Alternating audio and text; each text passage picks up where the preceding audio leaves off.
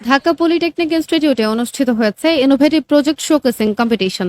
জেডএনআরএফ university of management সায়েন্সের আয়োজনে citizens bank PLC এর সহযোগিতায় youth acceleration programme presents innovative project showcasing competition সফলভাবে অনুষ্ঠিত হয়েছে। শনিবার সকালে ঢাকা পলিটেকনিক ইনস্টিটিউটের লাইব্রেরি রুমে আয়োজিত এই প্রতিযোগিতায় শিক্ষার্থীরা তাদের বিভিন্ন প্রযুক্তিগত দক্ষতা, সৃষ্টিশীলতা ও উদ্ভাবনী চিন্তাধারা উপস্থাপন করেন। দিনব্যাপী এই আয়োজনে ঢাকা পলিটেকনিক ইনস্টিটিউটের লাইব্রেরি রূপ নেয় এক সৃজনশীল উদ্ভাবন কেন্দ্রে। শিক্ষার্থীরা প্রদর্শন করেন তাদের নিজস্ব তৈরি প্রজেক্ট, যা প্রতিটি বাস্তব জীবনে সমস্যা সমাধানের নতুন দৃষ্টিভঙ্গি ও প্রযুক্তি নির্ভর চিন্তার প্রতিফলন।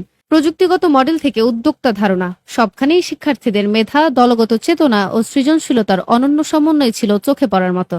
তরুণ উদ্ভাবকদের এই প্রচেষ্টা শুধু প্রতিযোগিতার মধ্যে সীমাবদ্ধ ছিল না, এটি ছিল ভবিষ্যতের নেতৃত্ব ও পরিবর্তনের স্বপ্নের এক উজ্জ্বল প্রকাশ।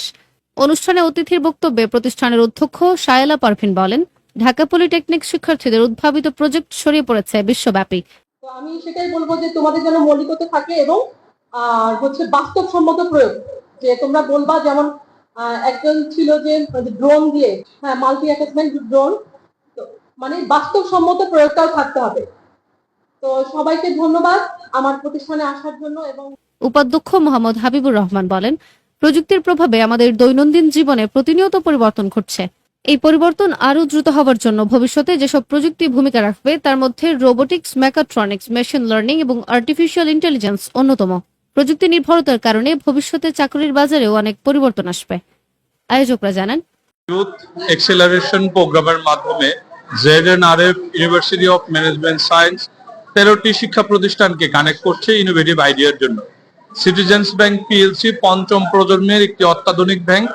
আমরা স্পন্সর হিসাবে তাদের পাশে থাকছি। আমরা চাই বিজ্ঞান মনস্ক চিন্তা ভাবনা এবং ইনোভেটিভ আইডিয়ার মাধ্যমে একটি নতুন প্রজন্ম গড়ে উঠুক, যেই প্রজন্ম বাংলাদেশের ভিত হিসাবে কাজ করবে। আমাদের মাননীয় ব্যবস্থাপনা পরিচালক জনাব আলমগীর হোসেন, আমাদের ডিএমডি মহোদয়রা সরাসরি বিষয়টা সুপারভাইজ করছেন এবং আমরা আশা রাখি এই প্রকল্পের মাধ্যমে অনেক ভালো ভালো মেধাবী স্টুডেন্ট আমাদের মাধ্যমে তৈরি হবে, যারা আগামীর বাংলাদেশে নেতৃত্ব দেবে। তারা শুধু ঘরে বসে থাকবে না, আপনারা এখানে দেখতে পাচ্ছেন তারা ড্রোন আবিষ্কার করছে, তারা উন্নত ড্রেনেজ সিস্টেম আবিষ্কার করছে, তারা স্মোক ডিটেক্টর আবিষ্কার করছে এবং নানা ইনোভেটিভ কাজের মাধ্যমে তারা নিজেদেরকে জানান দিচ্ছে এক নতুন বাংলাদেশ হিসেবে। আমরা চাই সিটিজেন্স ব্যাংক সবসময় আপনাদের পাশে থাকতে, শিক্ষার্থীদের পাশে থাকতে। যেভাবে একটি সমৃদ্ধ বাংলাদেশ গঠন করা যায়, আমাদের সিটিজেন্স ব্যাংক বরাবরই নতুন ব্যবস্থাপনা পরিচালক সহ অন্যান্যদের নেতৃত্বে এই ধরনের নানামুখী শিক্ষা বান্ধব কাজে আমাদের মানুষের পাশে থাকছে, শিক্ষার্থীদের পাশে থাকছে। এই প্রতিযোগিতায় মোট 25টি প্রজেক্ট অংশগ্রহণ করে। এর মধ্যে প্রথম স্থান অর্জন করে পলিটেক ইনোভেটরস, দ্বিতীয় স্থান অর্জন করেছে টিম কারিগর, তৃতীয় স্থান অর্জন করেছে দ্য রোবট বয়েস। এছাড়া চতুর্থ স্থান অর্জন করেছে টিম সিএসটিএন এবং পঞ্চম স্থান অর্জন করেছে টিম সিঙ্গল। পরিশেষে বিজয়ীদের হাতে পুরস্কার তুলে দেন উপাধ্যক্ষ Mohammad Habibur Rahman, citizens bank PLC ও ইয়ুথ অ্যাক্সেলারেশন প্রোগ্রামের নেতৃবৃন্দ। সুমাইয়া আক্তার, তালাশ পিডি।